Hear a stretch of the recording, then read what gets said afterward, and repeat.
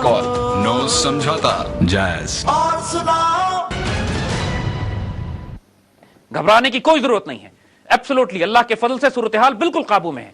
ये decisive war है जो होनी है। अब इसमें नुकसान होगा, चोट लगेगी, सवात वैली टूटेगी, लेकिन हम रीबिल्ड कर लेंगे इसको।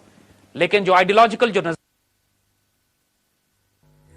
Pepford time check. It's 8:40 p.m. AC का थर्मोस्टेट हमेशा 26 डिग्रीज पर रखें। नजरियाती फसाद कैंसर यहां फैल गया है, इसको निकालना अब जरूरी हो गया है। फौज को कंडेम करना बंद करें, सपोर्ट करें। इस वक्त फौज के खिलाफ बात करना गद्दारी तस्वर की जाएगी। हम पूरी कुव्वत के साथ इस वक्त अपनी फौज को सपोर्ट करेंगे, उन जवानों को, उन शोहदा को जो वादी वादी फिरकर इस कैंसर को हमारे वजूद से निकाल रहे हैं। लिहाजा यह वक्त पूरी कौम के मुत्तहिद होने का है। घबराने की जरूरत नहीं है। पूरी कोशिश की गई थी इस डील को संभालने की और बचाने की। दूसरी बात, इस डील के टूटने का मतलब यह नहीं है कि सवात से निजाम अदल ऑर्डिनेंस खत्म हो गया है। निजाम अदल ऑर्डिनेंस अपनी जगह पे कायम है और कायम रहेगा। शरीयत का निजाम है, बेहतर निजाम है, सवात के लोगों के डिमांड पर है और पाकिस्तानी कौम के जज्बात की नुमाइंदगी करता है। कोई प्रॉब्लम नहीं है। शरीयत से जुल्म नहीं होता, वहां पे शरीयत से इंसाफ नाफिज होता है।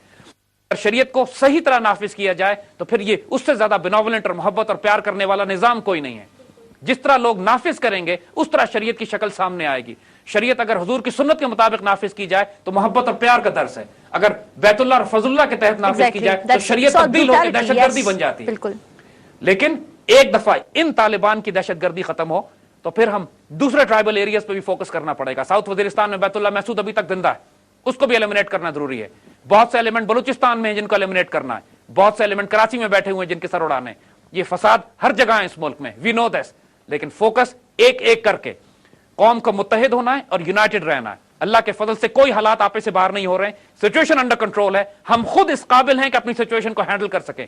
अपनी प्रायोरिटीज अब हमें खुद तय करनी है। अगर national assembly, cabinet, prime minister और प्रेसिडेंट अमेरिका के आगे स्टैंड नहीं ले सकते हैं तो हम फिर कह रहे हैं जगह खाली कर दें, क्योंकि अब अमेरिका के साथ हमने रीनिगोशिएट करना है। हमारी शराइत बहुत वाज़ेह हैं। पाकिस्तान में फसाद फैलाना बंद करो और पाकिस्तान फैलाने के जो फसाद फैलाने के जो तमाम इंस्ट्रूमेंट्स और एसेट्स इन्होंने क्रिएट किए हैं, अगर उन एसेट्स को ये खत्म नहीं कर सकते तो फिर हम खत्म करेंगे। उनकी सप्लाई लाइन रोकी जाएगी और फिर अगर अमेरिका ने हमारे साथ हमारी बात नहीं सुनी फिर हम उनके साथ वो हशर करेंगे जो हमने सोवियत यूनियन के साथ अफगानिस्तान में किया था। हमारे पास भी सलाहियत है, अगर हम नहीं कर रहे हैं तो हमारी कमजोरी ना समझेंगे उसको। एनफ, हमने बहुत नुकसान उठा लिया मुल्क में इनकी हर शराइत, हर शर्त मानकर। इस टाइम कि हमारी हुकूमत, हमारी फौज अपनी शराइत पर इनसे बात करे। अमेरिकन इकोनॉमी बुरी तरह तबाह बर्बाद हो रही है पीछे। अमेरिकन एक एक्सपेंसिव वॉर अफोर्ड ही नहीं कर सकते हैं। अमेरिका ने जो अफगानिस्तान में जो मार खाई है इसके नतीजे में इनकी कमर तोड़ के रख दी गई है। अब ये इस काबिल नहीं है कि हमसे आंखों में आंखें डाल के बात करें। ये सिर्फ हमारी कमजोरी से फायदा उठा रहे हैं। अगर हम स्टैंड नहीं लेंगे इस वक्त तो ये हम पर सवारी करते रहेंगे। अगर हम स्टैंड लेंगे फिर ये हमारी शराइत पे आएंगे। इस कौम के हुक्मरानों को अब होश में आना चाहिए। बहुत ज्यादा गलतियां हो चुकी हैं। इस वक्त कौम को भी, मीडिया को भी, फौज को भी और हुक्मरानों को भी एक फोकस होकर एक मकसद के तहत इस कौम की इज्जत और आबरू के दिफा पर सामने आना है।